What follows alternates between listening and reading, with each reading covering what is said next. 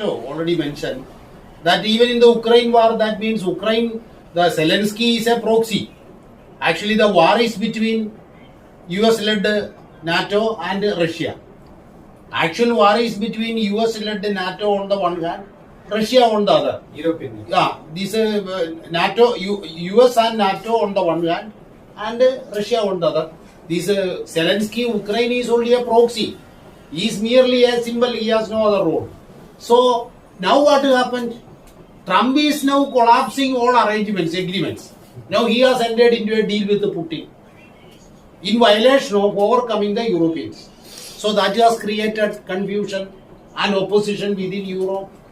And he has demanded that instead of their existing expenditure, military expenditure, they should raise their military expenditure to 5%.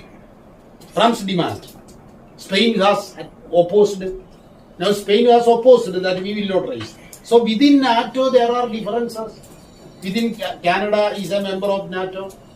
Along with the European Union, Canada is also a member.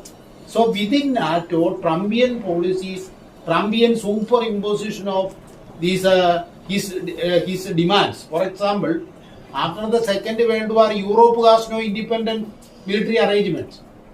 Europe was under the protection of US imperialism. You know that? Yes. The arrangement is that European countries need not have a separate army. NATO will protect. That is arrangement. Therefore, Europe was happily enjoying the protection of NATO.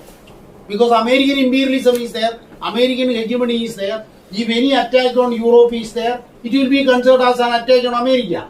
Therefore, they need not have any particular army. But now what is the problem?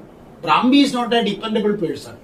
He says that America will not have responsibility of always protecting Europe. Europe has to look after its own. So you should raise the expenditure. This is the point. And now what is happening?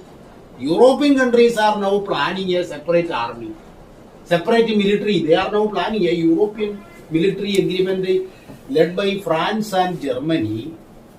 Europe itself is now planning a separate military arrangement.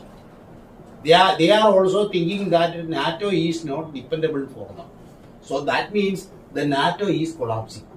Even not collapsing, still NATO's inherent cohesion is lost. That is the point. Therefore, that is also indirectly is harming, is actually is a threat to American, the superpower, unipolar hegemony. That is what is happening.